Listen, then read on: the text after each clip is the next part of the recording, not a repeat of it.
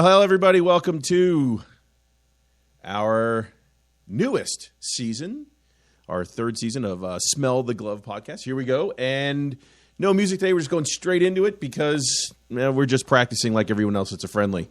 Anyway, so with me today, Rev. How you doing, Bubba? How's it going? Nice. Good, man. Going good. And St. Paulie D. Hey, Will. How's it going? It's going really good. So, just a quick hello to everybody. And we had a quick game day today, something that didn't mean very much, which I'm very, very happy about. Result didn't really matter very much. I'm just more excited about the game being on TV in the U.S. than anything else because I didn't have to worry about Celtic TV. But we'll talk more about that later. Anyway, thoughts about a friendly today, or do we even think about it? Rev, what do you think? It was pretty much what I expected. Glorified little, trot out. Let people in Ireland who maybe couldn't, can't go over to Glasgow to see a game, give them a game up close. I appreciate Barca, so it's kind of nice playing them. But a preseason friendly, especially a couple days before, we're only 4 games into our season competitively, and this is every game we played so far is the most important game of the season so far. You know what I mean? So we got that in a couple days. So I'm kind of glad that we, for the most part, took it easy. But I mean, it's the result was pretty much what I expected. Check this out, and that's about it. That's about it. I agree with you. Didn't mean very much. Paul, what do you think, man? Nothing much today? Much ado about nothing? You know what? Like, before the game, you asked me what I wanted out of the game. I did. And the truth is, I just wanted to avoid a cricket score and to make sure that we had no injuries. 3-1, not the best. Don't like losing any game, to be honest with you, but that's fine. It's not too embarrassing. And, apart from Baton, I think we've done okay with injuries. But, yeah. Now, he played relatively decently after he rolled his ankle within, 40 seconds? I've got to make a confession, guys. Can I confess on? Confess. It's just us. No one listens to us anyway, so it's just me and you and Rev. Yeah, no one listens to this show anyway. But, in the second half, I fell asleep. I just fell asleep. That's how important it was. I went and took a shower at halftime. Like I just didn't even care. That's it's like what, your annual shower? My annual shower, yes. My annual shower. Literally just man. No, listen, preseason friendlies, they are what they are. I just fell asleep. I just couldn't really be fucked. Good to see young boys come on for a little bit. Effie's finish was fucking brilliant. It was one of the best ever finishes I've ever seen. I think it says a lot about the football match where the Celtic lose a goal, you're raging. When Effie finished that, I just started smiling. Honestly, I just thought it was funny. It's become beyond the joke. Beyond the joke with him, man. It was no pressure on him at all. He could have done anything. I don't know what he's doing. Under no pressure, it was actually a decent fucking finish. He put it right in the corner. So hell yeah, he did. That was awesome. I feel kind of like a little embarrassed because when we got to go when Griffiths tied it up, and my first thought, and I'm sure that was the first thought for hundreds of other people, was something Effie would do right there. That's how someone's scoring up. And then what was that? 90 seconds, maybe. Yeah, if you counted really quick, it was 90 seconds. And I was like, oh my god. Effie's like, I'm not having none of that. No one's gonna beat me at my own game. You think that's a bad touch? Wait till you see this one. His professional pride was actually hurt. At stake there. Oh man, the Nigerian nightmare. He. You know what? I will say this: to boo him is stupid. I don't think it doesn't help anything. I don't think it does anything. Listen. We all feel this way, and some of us have felt this way for longer than others. But I will say to do that is just it's a hard one to swallow. I don't think he deserves to be booed. He may be as bad as he is, but there's a bunch of reasons why he's still there, and none of them are his fault. So no, like he's relatively cheap, and he plays in numerous positions, and he's a squad player through and through. And for our own stupidity, we end up having to play the guy constantly.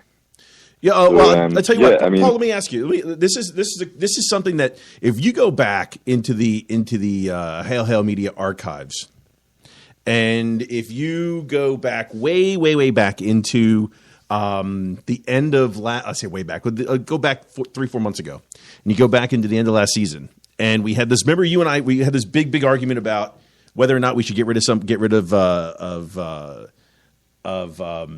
I even forget his name now, thank God, Ronnie now, or do we sit there and do we give him quote unquote the respect of finishing out the season? How much of this do you think? And this is a larger question also. How much of this do you think is related to Brendan taking time to come in, having to find him, only having a couple weeks to sort things out?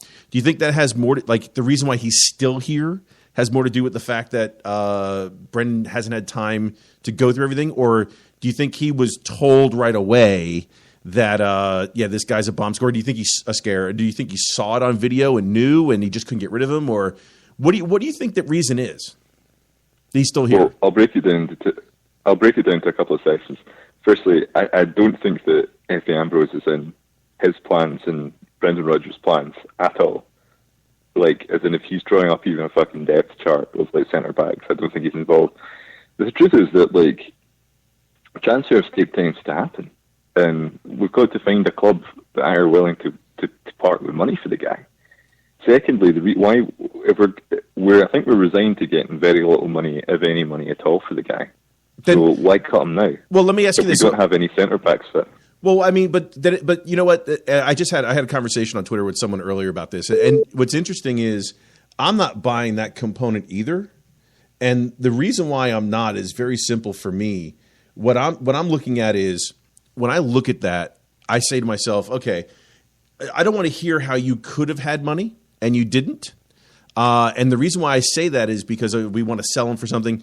You could have seriously had, gotten maybe 250, 300,000, 400,000 for just signing Stokes if you had kept him on for the season because it was the club's option. So I just find it as there's a lot of things that the club does that's really interesting to me that I don't see as commonsensical. It would make total sense to me if you're worried about getting rid of Effie and having to pay $500,000 or £500,000 or whatever is to get rid of him. Well, why wouldn't you just go ahead and sign Stokes, sell him for as much as possible or as little as possible to get some money in? Because all it did was take one signature to sell him for a couple $100,000 and then move it on and then beat your losses as compared to just getting rid of a player for free that had some value in the market. Well, I'd like to congratulate you on being able to squeeze Stokes into this conversation. The first Smell the Glove podcast of the year, the season.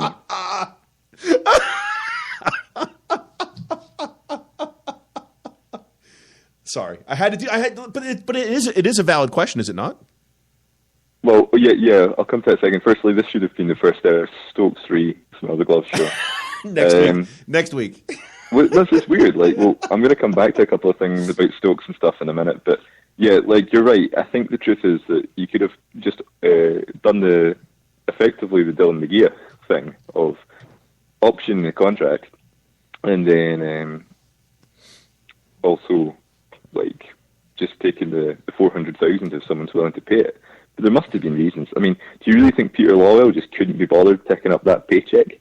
There must have been something there. Potentially, there might have been a sell-on to Hibs, for example. Some of that money could have been going to them. There could have been Stokes could have just went, fuck this, I'm just going to sit on the bench for a season. There must have been some reason where they just wanted rid of Stokes immediately. I'll give you that. I may have oversimplified it a little bit. I may have oversimplified it a little bit, but it's still. I mean, how much do you? Let me ask you this: who's on more money, FA or the you say Nigerian nightmare? How about our Dutch nightmare, Bo Richter? I'd imagine that Borektor would be. I'd imagine this is. I have absolutely no information in front of me about this, but I'd imagine Borektor would have been on more money. Had no problem cutting him loose and paying him off. Because you got to. I mean, you got to ask a question. I mean, if it wasn't. I mean, and I will say this. I will say that a lot of this has more to do with the fact that we have 35 people injured in the back, as far as why they probably just didn't really just cut him and let him go. But I mean, what kind of market do you think there is for Efe Ambrose? Seriously, it's so difficult to tell with all the fake paper reports of like they just randomly keep on suggesting teams in Greece and teams in Greece and Turkey and stuff like that. I mean, I don't know. I just don't. I don't see like there's two different types of categories of players at Celtic at the moment. One of them's the underachievers a category, whereas like players where, yeah, he was a good player, he's not in form right now, and he's not been in form in a long time, and Brendan Rodgers would have to wave the magic wand to bring them back, and that's like the Browns, the Lustigs, and the Forests. And then there's the people who are complete bomb scares, as in like they are detrimental at times to the squad and their performances. And I think, sadly, I love Efe to bits, but I think he's in that bomb scare category. Rev? Hello? I'm right here. Rev? You there? Yeah. He's there. I'm here. What do you think? What do you think the reason is that he's still here? Is it more to do with squad depth? I mean, it's kind of hard to say that. I mean, we have 75 people in the first team. Yeah, no, I think it's just the fact that like injuries and not really bringing somebody in. Like, I'm kind of on the fence with Torre. Like, I think that's good veteran to bring in. Especially if we're going to be, looks like we're going to be playing a lot of kids, or at least try to. So I think that's great to have somebody like that in and give them a little mentoring and kind of that little confidence boost of being able to play. Not only on the same team as somebody like him, but like next to him. But at 35, 36 years old, I think he's a bit too older for what we should be going for. For what the future of the team should be. Obviously, how much more time does he have left? I just need about 4 months. I just need 4 months out of him. I don't think he's an okay like stopgap for now. Yeah, totally. I think we need him for 3 or 4 months, and that's it. I don't think there's very much more that you need from him. Him. I just don't think at this point in time it makes no sense to go after. I mean, you have 1, 2, 3, 4, 5 different central defenders. Okay, 4 of them are hurt, and Efe plus Torre coming up next. So I mean, I don't have a problem with Torre being there because I got to be honest. If when Sviatchenko gets healthy, and then if Simonovic gets healthy, that's not a bad pairing in the back. I mean, Boata's going to find it tough to get in, and so is Torre, don't you think? I think Torre's a perfect signing. I think that it's been spoken of in numerous places, but the guy's, 35 years old, 36? 35, yeah. 35? Yeah, 36? something like that. All right, this is guy's probably the last club. We've probably just signed him for a year. He's the guy that steadies the ship, and then, you play a couple of the young players beside them to learn. They're in training every single day. They learn with him. You've got Sviatchenko, Boyata, and Simonovic. We'll never pronounce his name properly, but there you go. These guys we've obviously thought, and not just us, other people have obviously thought that they've got a bit of talent as well. Boyata and the fringes of the Belgian squad was with City. That's true. And listen, Boyata would have played in the damn European Championships if he wasn't hurt. Yeah, he would have. He would have. Sviatchenko. Actually, I watched the games with Belgian guys here, and they keep on asking me about Boyata. And I was like, I quite like Denier. And they're like, Denier's fish. Boyata's much better. Ooh.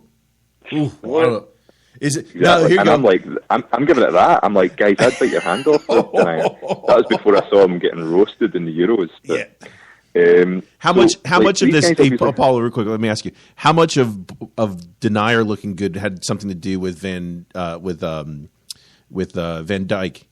By the look of it, a huge amount. Okay, I was just making sure. Terrible in Europe. Virgil, how good did Virgil make Denier look good as compared to Boyata sitting next to Fa? Yeah. So I don't know, like, we've always went on about this. I keep on making the Alan Stubbs analogy, where Alan Stubbs was an absolute bomb scare when he first came to Celtic. He was playing beside Mark McNally and John Hughes, and then suddenly we brought Big Mark Reaper in, and they looked like an old school, a really good old school defensive midfield, defensive central partnership. So, you know, maybe like, I don't know, like, I constantly see Beata again. He looks pish. He looks utter nonsense against the Sevco. He was a joke. And I just, for some strange reason, think that he's going to become a player. And I've said this on the show before, there's still zero evidence to support this. But just something deep down, I think that he's going to be a player. But I don't know, maybe like Ture with one of like Sviatchenko, Simonovic, and Beata, he can like teach him a little bit. He'll play better beside him, and then at the end of the season, like you're going to be looking to kind of move Ture out and make 2 out of those 3-year defensive partnership. Right. So he doesn't kind of curb the development of those players, rather he nurtures them. I agree. I agree. As experience. So I'm quite excited with the Kolo Toure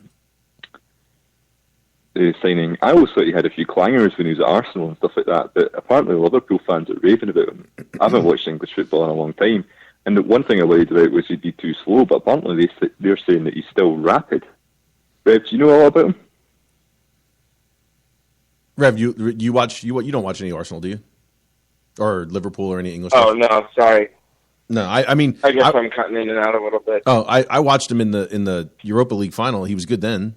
I mean, you know, did he not win man of the match then? He did. There you go. He did. He wasn't bad. I mean, for what we need him for, I don't think we need him every day.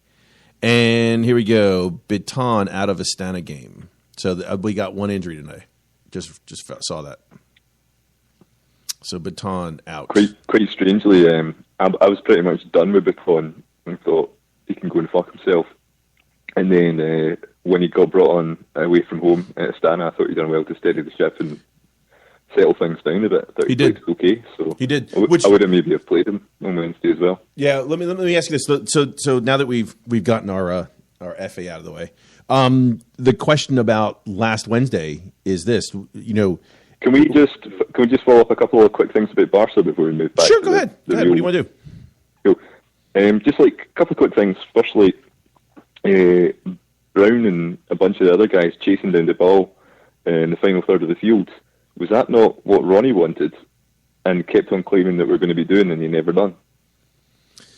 Right, so that was quite cool to see. And the concept of Brown was battering about up and down the pitch. So I was kind of surprised about that because I thought he was going to be playing this kind of deeper role and kind of more defensive and stuff. So he's got a bit more legs than people are giving him credit for at the moment. I'm not saying that that's going to be successful though. And yeah, the kind of 4-3-3, 4-5-1 looked way more comfortable than doing it under than we did with Dyla. Yes, it just looked so much more fluid. The movement of going between the 4-3-3 to the 4-5-1 looked so much better. Yes, Control of it, and we're playing fucking Barcelona with Messi and Suarez up front, and we're doing it. And my number one take-home point is that, like, I think, see when you play Paddy Robertson outside of a midfield, like an outside right midfielder, I think he's lost. He's a good player and he's wasted there. He gets bogged down in the defensive responsibilities of midfield. See when you play him in the final third of the field in a kind of 4-3-3 where he's outside right, like that, and the ball drops at his feet in the final third, about 10 yards outside the box. That's where you want him to be.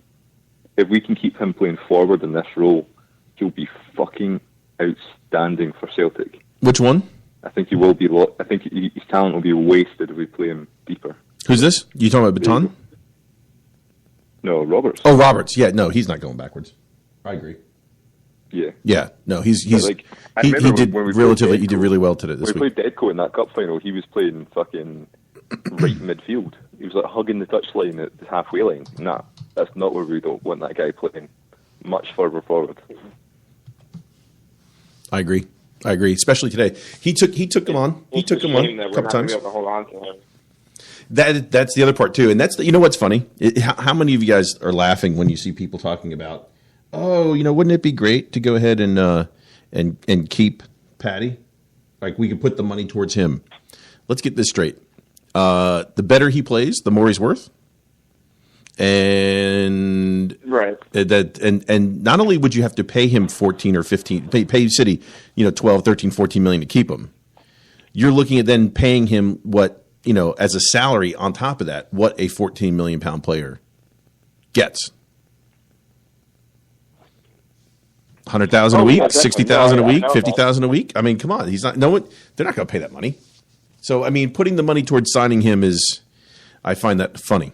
I read that and I go, you have no idea what the hell you're talking about when I see people toast that. There's also another thing to add. You're 100% spot on. We do have the money to do it. The player won't want to do it. Exactly. And then plus he's got to want to. Agreed. Well, the thing is, there's also, people forget his value in England because English clubs need Englishmen or players trained in Britain and brought through for European quota. Yeah, for financial fair play and European. Englishmen, their value is way more. Yep. You've got a player there who is exceptionally skillful flair player, young English guy. English clubs, even if City don't want him, every other club would want him. Yep, brings his percentage. Value is really high. Agreed. 120%. Exactly true. So what else about Barca did you like today? You like that Messi and Suarez showed up? I liked that we got to see him play. I saw VJ with Messi and all that. That's quite good. Looked like it was a good day out for the boys. Heard the songs on the go. I know the Drogba boys were down. It was even a great night out for all the guys visiting Dublin. So, yeah, it was all right. Only other thing I had noted down was, did you see the bench where Rodgers was sitting on the bench and he has Chris Davis one side and John Kennedy the other? And Davis and Kennedy just look like the same person. Have you noticed it? They don't sound the same, but yes, that's pretty funny. They could have been twins. That's funny. They look like fucking twins. It was really weird. It looked like him sitting beside fucking... It was like the reverse Hugh Hefner when Hugh Hefner's got the two blonde girls beside him that just look identical, Reverse Hugh Hefner. Anyway, moving on. Should we talk about the Euro game then? Yes, I was going to ask a question. Were you surprised at a 1-1 draw last Wednesday? I wouldn't say surprised. Well, pleased. No, I suppose pleasantly surprised that we didn't fucking make an absolute arse of it. Because I think I put something on Twitter like, this is a game we always lose. We always lose these games. But the Celtic way isn't going out, doing the first leg okay, and then being comfortable at home. It is, oh fuck, we just collapsed away from home and we need to win 5-0. But we'll maybe do it. But we've got a mountain to climb. That's the Celtic way. So I'm surprised that things went so smoothly, to be honest with you. Rev, what about you? I thought once the game started that, we would be lucky to get out of there, with a 1-0 loss. So for, once we actually started playing, yes, I was surprised. Before that, I had my hopes up that we'd actually get into it a bit. But yeah, that was, pleasant surprise once the game actually started. What was the part that made you the most happy, we'll say? Just that we didn't collapse. Yep. Gave up the quick goal. We conceded the goal, and we kind of kept up. Like, okay, goal happened, move on. I don't think I can totally tell Rodgers' game plan yet. That's just me, being a little harder to get a read on the game, not growing up with it, since I was a little kid and stuff. But so I eventually can. But still, I'm only a couple games that I've really watched so far. It's hard to really get a thing on how he's going to play exactly and know exactly what to expect from him. And I'm sure he's also trying things out at the same time. But I'm chalking that up to, his system or his leadership of, the team not, just, giving up once a goal goes in, or maybe I'm just used to seeing that with Ronnie, especially, the last half of last season. So it's a weird kind of adjustment, being like, wait, what's going on now? You know what I mean? Now, Red, that's a great point. So let me ask you this, because this is something I've been contemplating. If we go back 2 years and we ask ourselves, what's the difference between the beginning of the Ronnie era versus what we're seeing here with Brendan? Do you think that some of this has to do with the fact that Brendan seems to be getting? It's a little early, but I mean, just the fact that he was able to change what he did. He was able to use what was there, and knowing that he's having a hard time trying to force people into the way he plays without players that he actually wants. I guarantee he doesn't want some of the players that we have. Do you think that some of this has to do with Brendan being a little bit smarter and a little bit more wily / polished than Ronnie is, to be able to admit that, hey, listen, my system may not exactly work here, so I'm going to be a little bit more flexible to be able to make it work just to get the result until I can get time to go ahead and get the people I want? Yeah, I guess so. I mean, I can definitely, see that. But, thinking back to when Ronnie came, like, at first I'm just like, okay, who is this? But, after coming off, the few years with Lenny and stuff, I was still very positive. So I'm just like, all right, I don't, give it up that I don't know, every single manager in Europe, obviously. So, hey, I trust this guy. And then, then it was I was excited for that, and a bit of a rocky start. And then, towards the end of the first year, he pulled it out, and it seems more like he just kind of lucked out than really like kind of got, he did it his way, and his way was the right way. It's just his way was lucky that season. Well, I'll put it to you this way. What you guys doing? I'll put it this way. The difference between signing Joe Inga Burgett and throwing him into Ronnie's system versus going two up top and putting Dembele in. What do you think of that? You think there's a difference there? Say that again?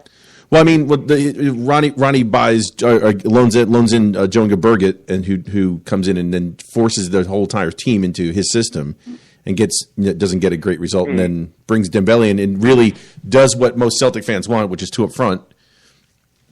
Is there? Do you see a difference between the two? Paul, what do you think? Do you see a difference between the two? Yeah, well, I think he's trying to change less at once. And you're saying you asked Rev before, what was your highlight of the game, or what was the key point? My key point was what I mentioned before, when Baton came on and went back into the Ronnie system management. Yeah, the game management of the game management from Rodgers is infinitely better than Ronnie Dyler and Neil Lennon. Oh God, that's for sure. Yes, I mean, like the Ronnie and Lennon both suffered from. They would just run into a brick wall, fuck up, and then with about 10 minutes to go, they would just be like, right, let's throw in another striker, see what's going on, or move Virgil van Dijk to striker. Yeah, he like. What I felt was that they would wait for problems to happen and then try and react to them, where Rodgers appears to anticipate. He spots the problems a lot earlier on and says, right, I'm going to make a change to counter that. And he was fucking, that was a wily performance away from home. Like, the way we shut them down. Did you hear the post-match interview with Rodgers with the Kazakhstani media? I'm lucky. No. Yeah, he said, I'm lucky. And they were like, do you think you're lucky? And he's like, I'm Irish, I'm always lucky. Ripping the piss out of him. He did say that. It's pretty funny. It's like, I was fucking brilliant. It was just like, they were raging. It sounded fucking worse than our media. But yeah, no, I mean, I want to be able to, I want a manager where when we lose, I don't want to be like, why the fuck did we do that? I want to think, right, okay, yeah, that makes logical sense. We tried, we adjusted, we moved, and we just weren't good enough. Because that happens. Celtic aren't going to win the European Cup this year. You know what I mean? We're going to get knocked out of Europe at one stage. I just want to be knocked out of Europe by a better team. I don't want fucking ridiculous embarrassments. All right. So speaking of embarrassment, let me put it this way: if let's say I'm going to bring up Dembele in a little bit, but let's say we get through and we get into, let's just assume that we get into the group stage, just for shits and giggles here. We have this conversation about getting in. We get in, and we're obviously going to, if we get in, we're getting in with maybe one more player maybe signed before we get in, okay? Which means that Brendan took Ronnie's people and got in, okay? My question is, if that's the case, how much more infuriating how much more infuriated do you feel looking back 2 years thinking, Jesus Christ, we wasted 2 years of improvement with this coach that really did have what he needed. He just wasn't the leader that they needed. Do you feel some of that, or do you look back and say, God, I wish that wasn't the case? I wish we could have a do-over on that? Well, no, because we weren't going to get Brendan Rodgers 2 years ago. So we got a coach that wasn't good enough, and he wasn't good enough to get the Champions League, and that's why we basically got rid of him in the end. So everything happens for a reason. But it is, yeah, you're right, it's frustrating, because I think it's going to be tough for us to get in the Champions League. It is. It's going to be tough. This game on Wednesday is a huge game. When we get through, we're going to pick out a Dynamo Zagreb or something like that, and that's going to be tough to play. It's going to be very tough to get through. We could also get an Astra. I mean, it's possible to get an Astra also, which we took 4 points off of 2 years ago. So, I mean, there's also those draws are out there. We deserve some luck at some point in time. Maybe Brendan is right. He is lucky and gets the luck of a draw this time. Well, I looked at it and I thought the easiest draw in my naivety was Copenhagen in the next round, but maybe that's not right. I don't know. That's Copenhagen, Astra. Are the two teams playing each other? Yeah. Well, thing is, right, I don't know if we've got enough to get through or not, but I think we were very close. Like, we really should have, I felt, in the last couple of years, got through. Maybe not the first year. The second year, I think we really should have got through. Yeah. Do you think we were good enough to get through last year? I think we had enough to get through both times. And I think the first time's a stretch, maybe, but the second time, yeah, I'd say that. Well, I mean, yeah, I don't know.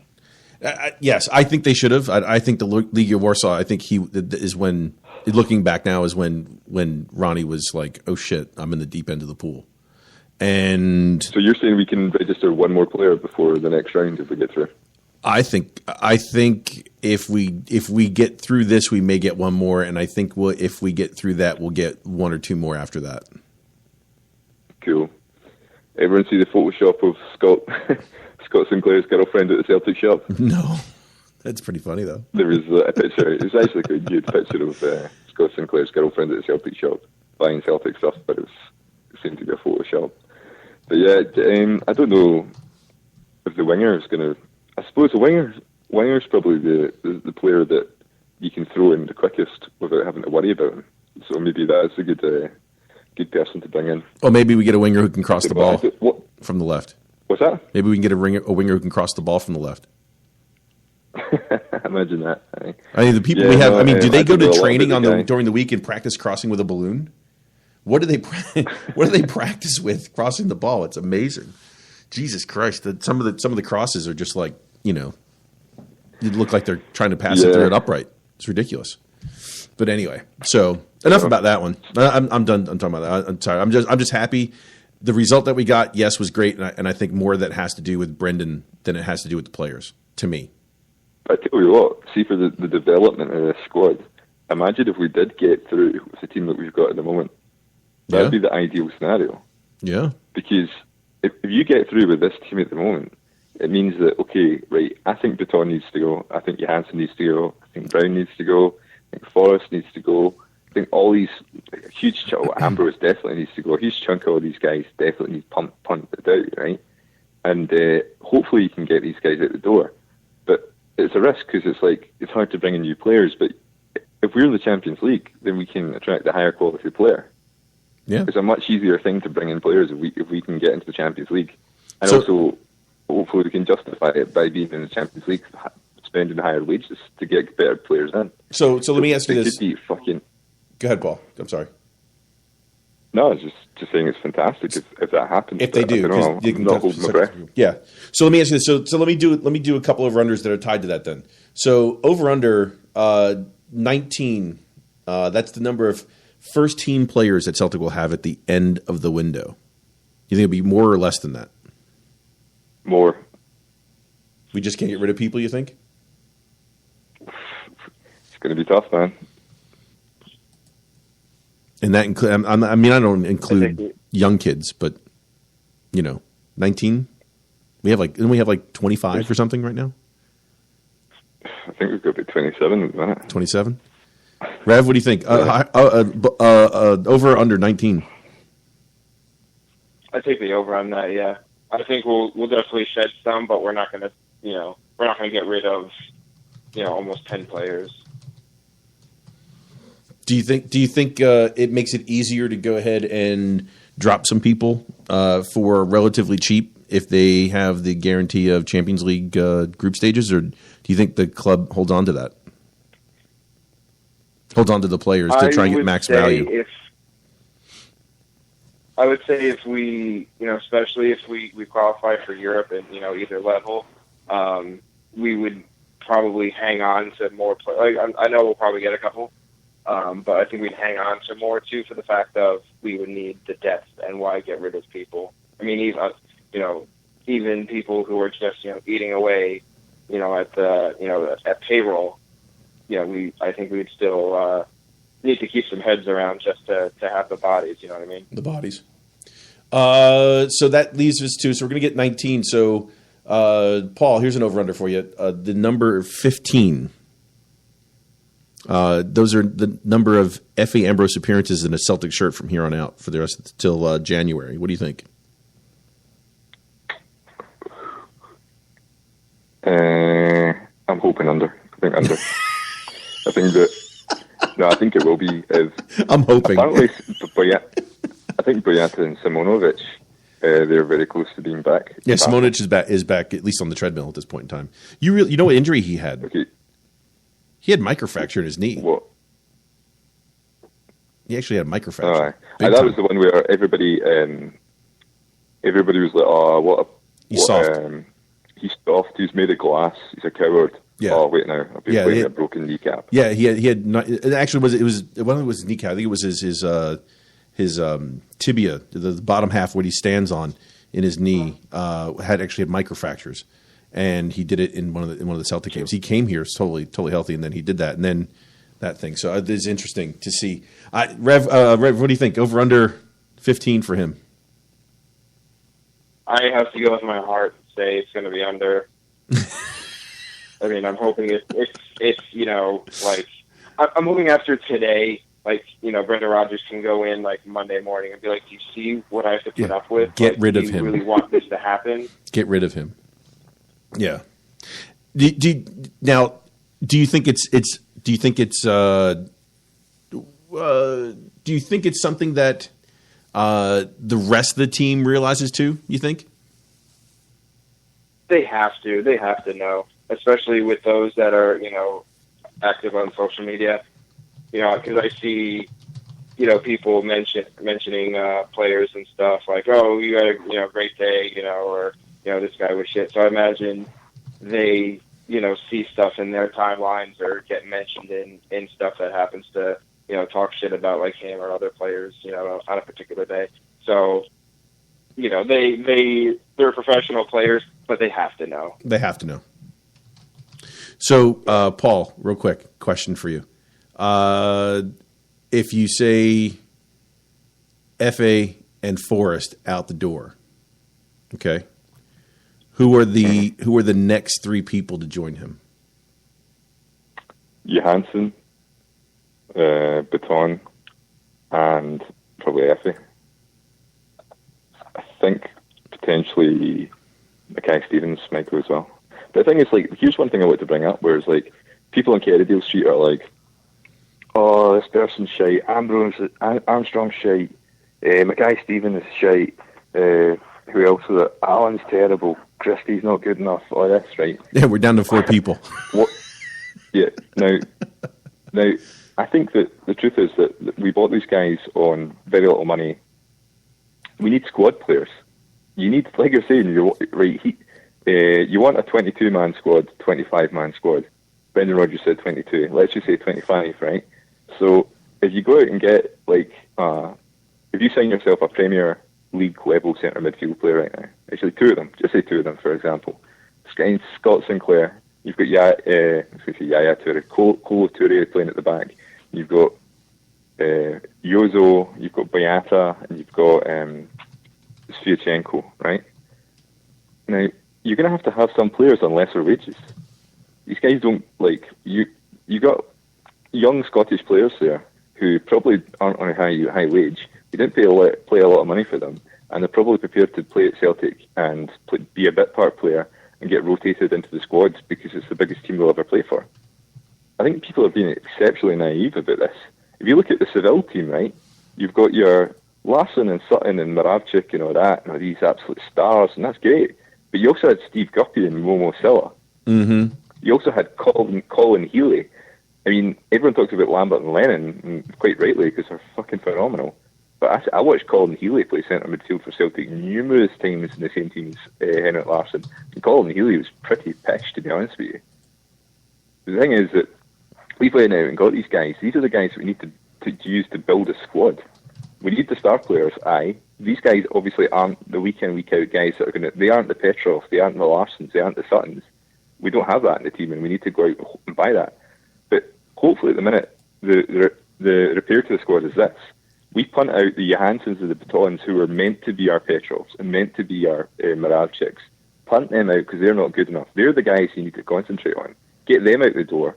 Bring in guys, if we get in the Champions League, bring in guys with carrot on the stick saying, here's Champions League football, we're in this league, come and win it, win a trophy and get in the Champions League. We go out and get your Scott Sinclair if he's meant to be as good as people say he is and all that. A couple of really good centre midfield players. And then our guys like our Mackay Stevens, our Armstrongs, and who else? Our Allens and Christies. These are the guys that will be worked into the squad. So the elephant in the room, and I mean this lovingly, not because of the size of his waist, but what do we do with Chris Commons? Go. He's got to go. He's got to go. Yeah. Rev? I say hold on a little bit longer, but that's also, I really like him as a player. I mean, I know obviously he's dropped off a lot the last couple of years. I want to see what, if anything, Brendan Rodgers can do with him if he could, turn him around a little bit or give him a little boost for, 6 months, a year. So I say hold on just a little bit longer. You think so? See, it's going to be interesting. I mean, what Commons scored 30, right? The year the year before? Yeah, the year before Ronnie came. It was last year last year with Lenny. Is that right? And then since then, not so much. But right. That's the one that's out there. I mean, I don't know what you do with him. He Johansson, Baton, Johansson, Baton, Commons. The other one that's an interesting one is Mackay Steven. I like him. I like the fact him and Armstrong are so much better in the middle than they are on the wing. It's ridiculous. But that leaves Henderson without a spot too. With Paddy Roberts earlier. What about him? Well, you know how I was saying he's lost in midfield, and him playing up front, he's much better. See when Mackay Steven had a chance to play up front in the front three, when the rare occasion we actually did play a proper 4-3-3 with Ronnie, he was driving us forward. Because that boy can tackle fish supper, but he's fast, he's rapid, and he makes driving runs. And he pushes the team forward when he's got the ball at his feet. If we actually play 4-3-3, okay, it looks like Scott Sinclair's going to come in and play the front of that left three for us. Yep. Have him, Gary Mackay Steven as the backup. On the wing or on the middle? That exact role. Listen, I like him in the middle. I liked him as the quarterback when we played Thistle last year. One of the few times he actually played in that hole behind Griffiths. We scored 9 goals, and he played a couple games back in there right afterwards and scored a bunch of goals. I like him. I like him there in the middle and not on the wing. And I think Ronnie has poisoned a lot of the Celtic supporters against him and Armstrong by playing those two out of position. I like them both in the middle of the field. I think That's so just too. me. That's just me. But I like them. I like them both over there. Here's what I picture real quick, like, talking about, backup players and squad players and stuff like that. So when I think of having like guys like this on the bench, guys who, aren't, the best 11 that we have, I would say have guys who have a bit of a specialty or like one quality about them that, you can use later on in the game, if you're losing or, if it's, the middle of winter and everyone's just kicking each other off the pitch or, whatever. So that's why players like Mulgrew or Commons, who can take, some nasty free kicks, or Rogic, who can, hit from distance. Well, speaking of which, players like that who they have kind of a redeeming quality, or like a player that's just fast, that's speedy. Rev, when was the last time you actually had? Come in and, When was the last time we actually had Charlie actually take a free kick? okay, but I'm just saying, like in Jonathan. Like, I know. I remember it was like the best thing like, that he was there Griggle. for. He was the best thing he was there for, and then all of a sudden now Right. he doesn't take him anymore. I don't know why. Right, I'm just giving an example of the kind of player that you can keep and use for that. I'll tell you who I'd get rid of the quickest. Who? If we're talking about rebuilding the squad. The two players that we need to get rid of as quickly as possible are Johansson and Rogic. And I'll tell you why. It's because apparently they're in the last year of their contract. Yes. So in this bloated squad, neither of them fit into the team. I think they're both players with a bit of talent. So we need to get rid of them as quickly as possible before they start rotting in our reserves and losing their money. And We'll just Right, think- I'm not saying this as like this is my argument for keeping them. I'm just using them as an example of having a player with like that kind of a skill set on the bench. And I mean, like to beat a dead horse, but someone like FA, he doesn't really have any outstanding quality or even like a mediocre quality to be like, yeah, keep around for this, other than the fact that, he's got warm blood right now. that's hilarious. Like, I would that's have it. maybe have kept Commons as a centre forward, because at the moment my worry about this going into the season is Griffiths. Because I think he's the only person that appears that can put the ball in the net. He's also due an injury because he hasn't been injured in ages. Thanks for also, calling him I out on think that one. Yeah. Let me And call the also universe. So Paul, so that leads to 2 over-unders for him. So He's also due a drop-off in form. he's not going to. Here you go. Over under for Griff. Let's do Griff first. I have 2 Dembele ones. Over under for Griff. 30 goals this year. Under. Rev? Yeah, probably under. Okay. Over under 6. But I see that as other players will be stepping up. Not it's going to be him carrying the whole team on his back. I just think other players will be able to step up and share the burden.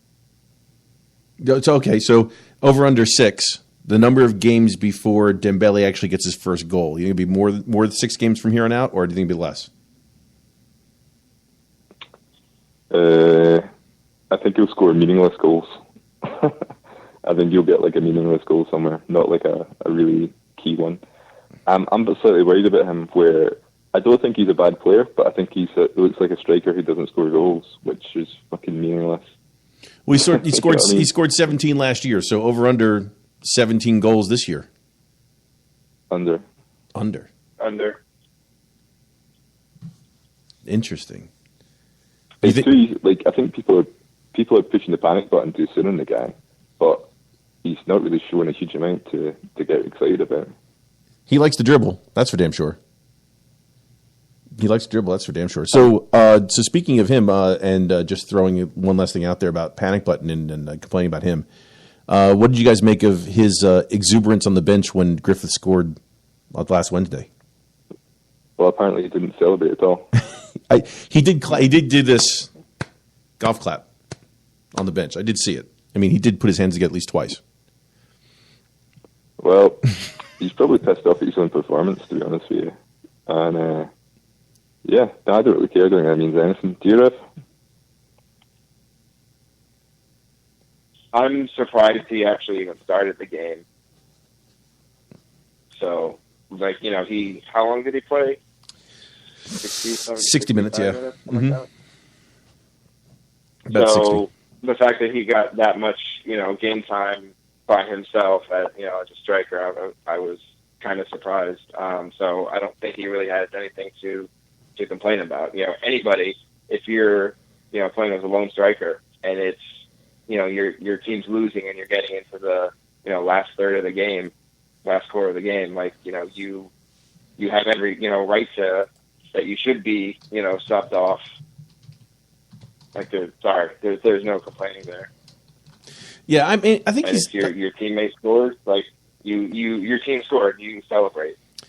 Yes, I think you're right about that. And he should have, But especially as a new player on the squad, do you think you go out of your way to go ahead exactly and be part of the team? What does that say more about him than it doesn't? Right. You have no history with the manager or the club to be mad or feel scorned about. You know, you're only a couple games into a new season with a new team. Like, there's no reason why you shouldn't be trying to endear yourself to your teammates and the fans. That's true. Look, if you it's been blown out of proportion. You think so? I mean, if you look at the difference between, you know, that reaction versus some of the newer players that come into the squad that really want, you know, fans' affection. Nah, like, to be honest with you, I think we totally slagged. Remember the African players who started taking the trophy and dancing about with it and all that, and you're like, who are you? Yeah, I mean, he's only been in the door a few weeks. He's just getting to grip with the club. I don't think he really needs to go fucking punch in the air and all this crack. So just give him. I think we can give him peace and just be like, right, I'll judge a guy on his footballing ability, and at the minute he's not really set the header alight. We'll see how it goes. So. Understatement anyway, of the day. Yeah, good. What do you want to do? Good. What's next? Do you want to play my game? Yeah, let's go. Why don't you tell us the rules? Listen, by the way, in case you're listening, Paul has a game, and none of us know it yet. We haven't told you about the game yet, right? Okay. Yeah, I know. Now, we've never really mentioned Sevco that much on the show because they've been in fucking Division Z for God knows years. So it's actually going to be totally different going into this season. We genuinely started to smell the glove show because the football was a bit boring. Celtic were going to coast the title, and Rangers or Sevco and whatever they're meant to be were nowhere to be seen. We had no rivals in the league, and we'd also just been booted out of Europe. So we had a season of watching Celtic. We knew European football, really, and also no rivals. And it was just all a bit turgid and a bit shit. This season, we've also had managers I don't think anyone really believed in, and they were Ronnie Dyla. But so this season we've got whatever incarnation of fucking Sevco are there. It's bullshit, I don't know, right? But we've got a bitter rival in the league. I don't think that's what's the exciting thing about this season. I think the exciting thing about this season is having Brendan Rodgers there. But we've got these rivals in the league, and also hopefully we're going to have European football. We're bringing in new players that appear to be of decent quality, like Kolo Toure, etc. It's just becoming a wee bit more exciting. But one thing is, it's going to be weird because we will actually have to talk about Sevco on the show properly.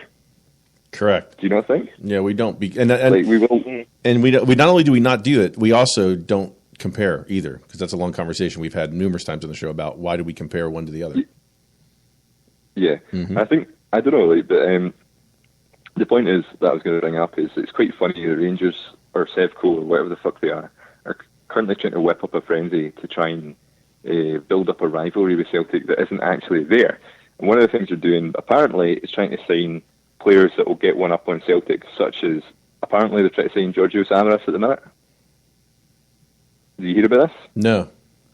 What's that? Apparently Sevco are trying to sign Giorgio Samaras. This is a rumour that's doing the rounds. I haven't seen that one. And there was also that thing about Jordan Larson and all this. So they're really looking to try and sign a player to fucking wind up Celtic fans to try and get one up of them in this kind of fucking bullshit. I don't buy it. And who's it? Yeah, I don't buy it either. No. But anyway, right, also, I mean, how are they going to fit Samaras and Robin Van Persie in the same team? Don't see that happening either. Thank you. I'm here all week. Don't see that happening. Right. So is this your game? You're going to make fun of Sevco transfer targets? My game is this, right? I can't even mind the guy's name, to be honest with you, but some Sevco player who's just signed from like Accrington Stanley said, "Oh, I came up and I can't remember what he said. He's like, I went to a Celtic game in disguise so guys wouldn't recognise me. You know this." I'm like, you play for Accrington Stanley. How the fuck would anyone recognise you? I can't even remember this guy's name. And I read the article. Did you hear this story? I don't know. I don't even know where Accrington Stanley is. Where is it? Do you know? It's Middle England or somewhere. Some shite team. Know nothing about it. God knows. Anyway, right. So the point is that this guy thinks he's a big deal and thinks that Celtic fans would actually notice him in the street and give him abuse and all this. I wouldn't fucking know the guy, right? So my game is Hun or not Hun. Well, I'm going to read out the names of certain people, certain players, and you've got to guess if they're a Sevco player or not. Okay, got it. Hun or not a Hun? So I've got a bunch of players here.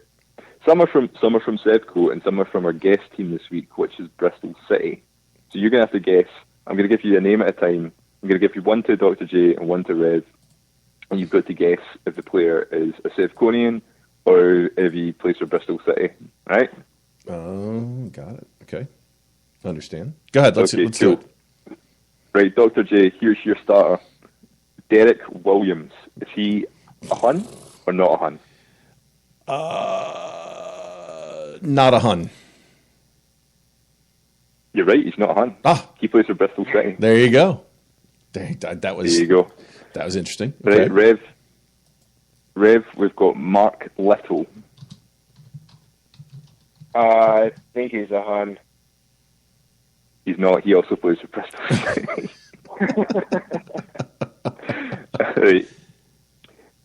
All right. Dr. J, Harry Forrester. He's a Hun. He is a Hun. He is a Hun. All right. That name I've seen before. Bobby Reed. Bobby, as in like your dick? Bobby? Yep. Okay.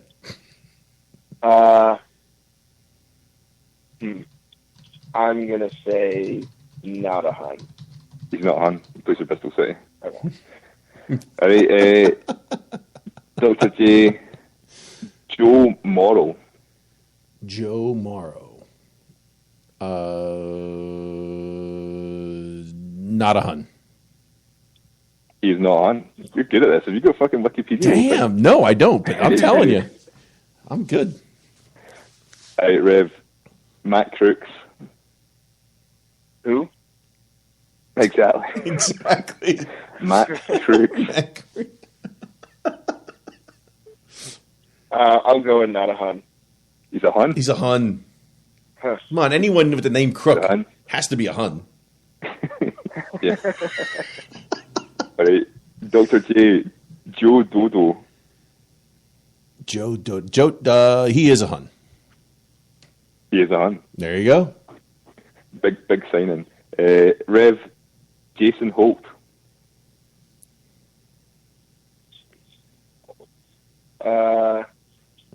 Not a Hun. He's a Hun? He's a Hun. That one I know. Jesus. He's a Hun.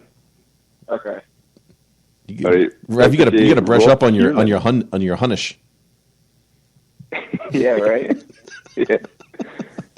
These guys are fucking household names. You should really know them, man. I'm telling you. Dr. J, Rob Kiernan.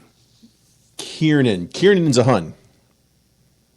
He's a Hun? He's a Hun. He is a Hun. He is a Hun. He played today. You're killing it at this. And Rev, Lee Hodson. That sounds like a pretty Hunnish name to me. He is a Hun. All right. Last couple. Dr. J, I'm going to give you one here that's actually a bit of a curveball because it's an Irish name. Richard O'Donnell. Richard O'Donnell. Let me get my coin out here and flip this. I'm going to say not a Hun. You're going to tell me he's a Hun, but he's not a Hun. There you go. He's not a Hun. And Rev, Scott Goulburn. Ooh. Not a Hun. He's not a Hun. There you go. And that's it also. Dr. J, you're the clear winner. Are you a doctor of like Huntology or something like that? Doctor of Huntology. 6-3 to Dr. J. That was a great tennis set right there. 6-3. I win 6-3, Rev. I honestly wouldn't even fucking know any of these players, man. Who are they? Right, so going through them, right, here's the Hun players that I mentioned.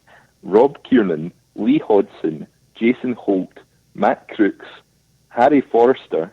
I can't even read my own writing it. It's either Forrester or Forrester. Oh, it's Forrester. Okay. And Joe Dodo. I don't have a fucking clue who any of these guys are. Yeah. I don't know. Are they all new signings, or have they been guys that have been with them for a while? I have no idea. I heard I saw the Kiernan thing today. I saw his name pop up as far as being totally clueless when they played Burnley today. But after that was on my Twitter feed. But after that, I hadn't seen or done anything at all with them. No idea. Fuck knows. I have no idea. How does it feel the first season of going into the Smell of the Glove, knowing that there is a team from Ibrox across the road? Does this fill you with joy, dread, or how do you find about this? Yeah, I mean, listen, we haven't had to talk about them, have we? Just twice. No, in Sky 4 years. Sports are pumping up big time, isn't it? Well, I guess if they're happy for it. I mean, I could go. I don't know, man. I don't care. I don't. Not, this isn't about one team, to me. You know? The thing I'm excited about is Ben Rodgers. Yes. To be honest with you. After what happened last Wednesday, So, I'm more excited about what he does with that team than I am excited about anything else. Yeah. For me. I just hope that my main hope is that we obviously get some form of European football, hopefully Champions League football, and we can go out and buy some good players and get rid of the players that obviously aren't good enough. So hopefully we can get rid of the. So let me ask, Rev and Paul. Let me ask you this then. You just brought something up for me. So when we look at signing players and not signing players, whether it's Sinclair or whether whoever else it is that we're talking about getting, the board has been taking a major beating as far as signing people, not signing people. The question I have is it more to do, like signings coming in, not coming in, is it more to do with the board, as in Peter Alwell saying no or not spending the money, or does it have more to do with Brendan not wanting certain players, or does it have more to do with, you think, players who they're targeting that don't want to actually come?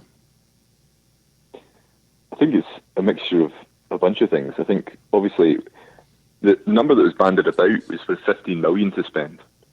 15 million isn't actually, it's huge money in Scottish football terms, but when you're talking about going out and buying a player for 2.75 million, and then wages and all this crack, it's going to be a tight budget to manage, because we need a huge amount of work on that team. Mm-hmm. That midfield is an absolute joke. That midfield is a joke at the moment. We need players there. We needed centre halves in. I think we need another striker in. It's like we need to manage the money. People are slagging us for the Peter Lawwell method. Is we offer 2 million for Sinclair. Aston Villa say, "No, you need to up your offer," and they say, "All right, 2 million and 1 pence." And it's a joke in that, but I mean, we're going to have to be pretty prudent with that money. You can't just piss it against the wall. Because look at guys like Tony Mowbray, took his transfer kitty and blew it on like Antoine Fortuny. Yeah. Upper pish. Mm-hmm. Need to spend it properly, and I think that the best place to spend that money is on players that want Champions League football. And players that want Champions League football aren't going to come until we qualify for the Champions League. Correct. So if we can hopefully, if there's a glaring obvious need in the team, right, we need to fill that gap now. Boom. Cole Touré, brought him in. People are like, oh, we should have brought him in sooner. You might not have wanted to come sooner. Don't know the ins and outs of that deal at all. I think that's 90% of it, to be honest with you. Yeah. You may not even. The thing is, right, he's saying he's not fit. He's not fit and he will not be fit for another couple of weeks. Well, if we brought him in any sooner, would he be ready any sooner?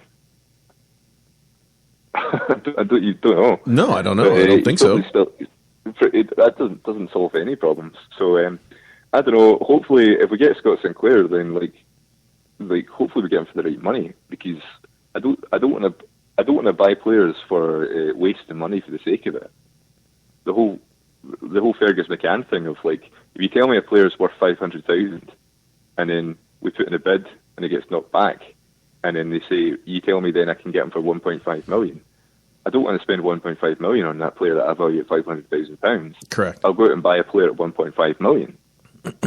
Agreed. So if we think Scott Sinclair's worth 2.5 million or 2 million, if they want 4 for him, then we should say fuck off. We will just go and buy a player that we value at £4 million, rather than spunking twice the amount of money on a player that we value at £2 million.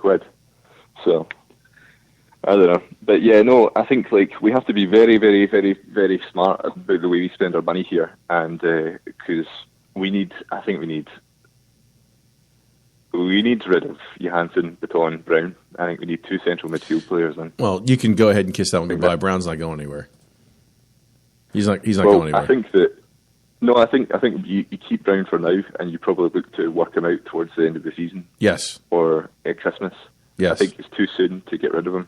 I don't think he goes anywhere. Get rid of your Rog.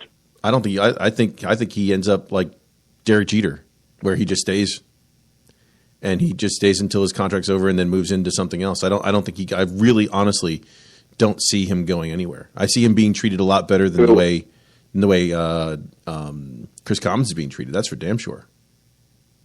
I don't mind if that happens, as long as that he's not a first team player when he doesn't deserve it.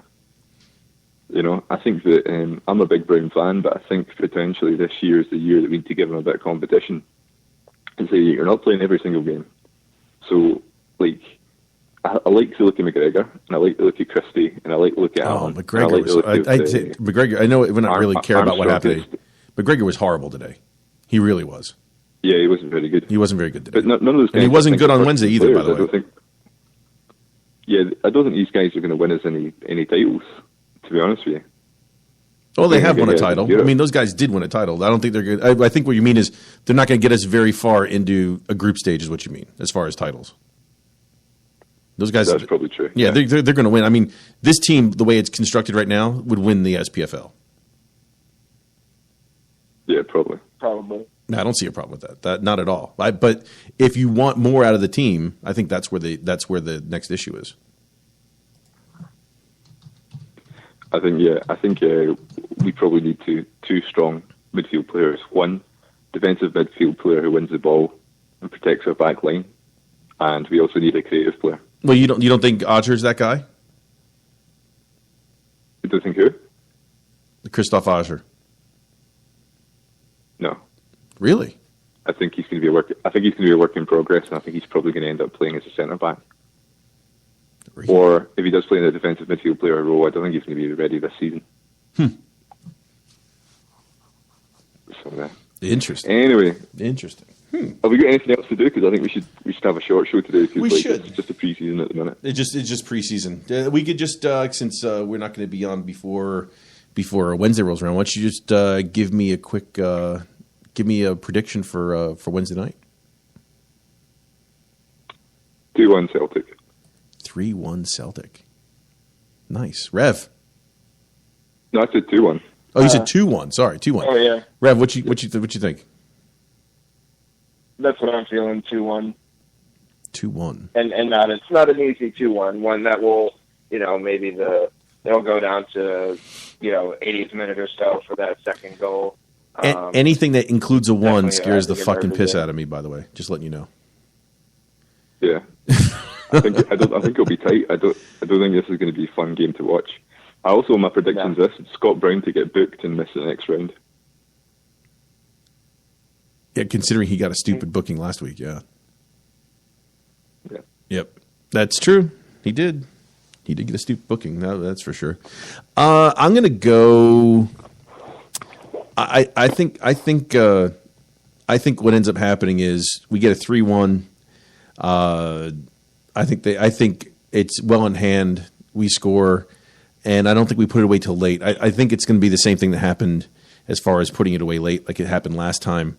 Mainly because by the time the end of the game rolls around, their body clocks, it'll be 3 a.m. by the time it happens. So, I mean, 8 o'clock kickoff is actually 9, 10, 11, 12, 1 a.m. for them on their body clocks. By the time the end of the game rolls around, 3 a.m. for them, I think they'll be dead tired at the end of the game, and I think they'll just basically run away with it as time goes in that game. And that's the same thing that happened last time with against Karagandhi. So I think 3-1. I think we do them really well 3-1. I think the goal is inconsequential. Well, I'm praying that it's inconsequential, to be honest with you. But after that, who knows? I think it's all just dear God, I hope Torrey is healthy. I hope he can play for 90 minutes. Fuck, dear God. Yeah, I hope so too. Torrey, so give me let's give everyone our 11 for the game. So we got to come up with our goalie is Gordon. Then you're going to come up with your back four of, or are you going to go 3-5-2? Yeah, I'd probably go for 3-5-2. 3-5-2. I don't know if two of these fit or not, but yeah, technically on the left hand side I'd play Tierney. Then the back three I'd play as Toure in the middle, Lustig on the right, and maybe it depends if Sviatchenko's fit. Don't know if he's fit or not. It's 3 weeks out. I'd play him there. It's 3 weeks out for him. He's out for 3 weeks. He's definitely not in? Definitely out. Definitely not in. 3 weeks out. All right. Tierney, Toure, and Lustig. And you think you go with a fourth in O'Connell? Yep. I like that one. I like that four. So then you give me who you got in the midfield? Brown? Yeah, I have to play Brown. And no Baton, obviously, because he's injured. Yep. So I'd probably say Brown, McGregor, Armstrong. Probably. 3. Yep. And then Roberts, Griffiths, and our man Dembele, I suppose.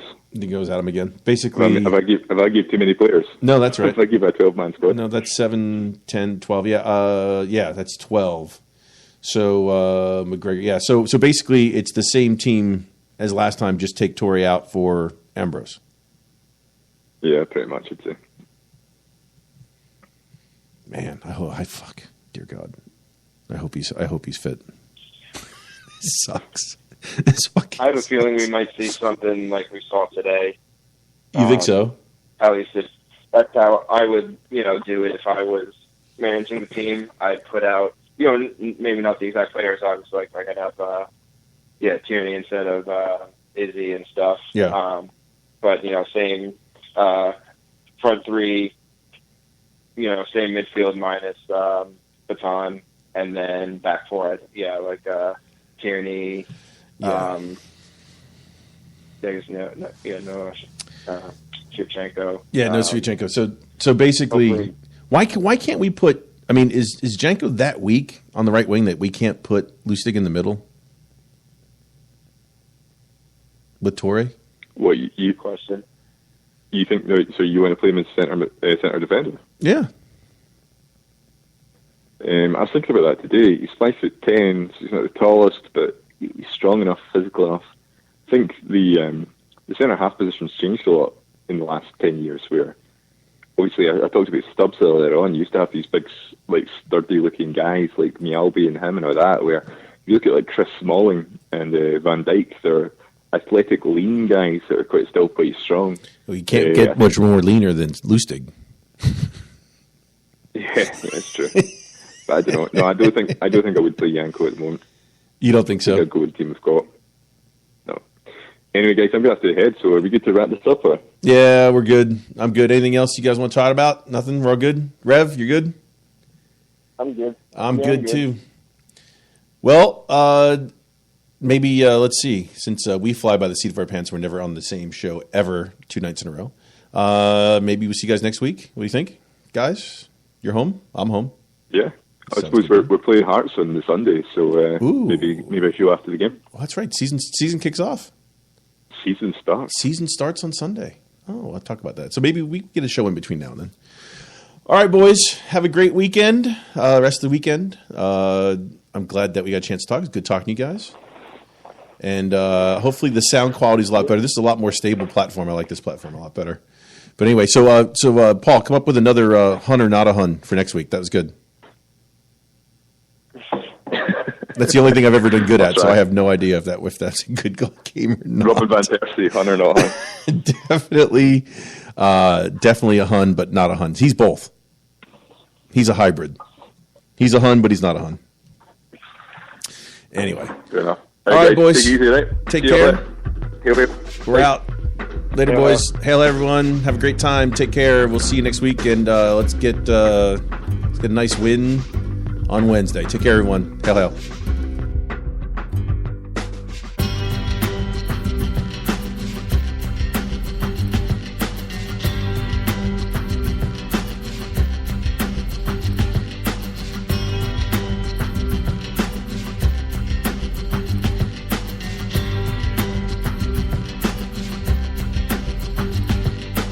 Wasting no time on that, let us get into a legacy built on deception and sin by the people in suits holding whistles and flutes. And with these type of people, there's no time for truth. They got money, prestige, riches galore, and they're against everything that we've been fighting for. And they're wanting to crush us cause they love a war. And if the media like them, they might get paid more. But these people, they tend to get carried away. And the proof is the fact that we stand here today. No matter what you said, what you done,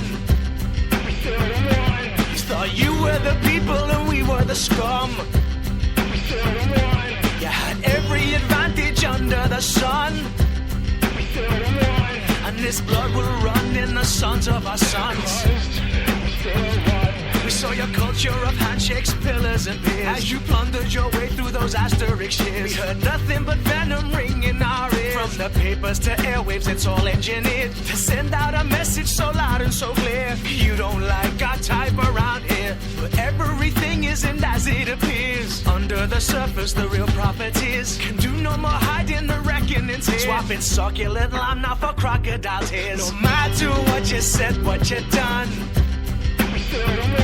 you thought you were the people and we were the scum. You had every advantage under the sun. And this blood will run in the sons of our sons.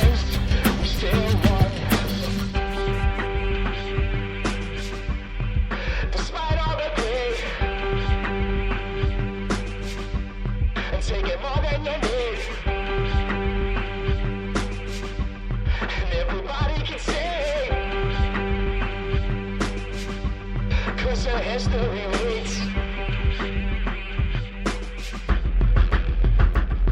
No matter what you said, what you done, you thought you were the people and we were the scum. You had every advantage under the sun. And this blood will run in the sons of our sons.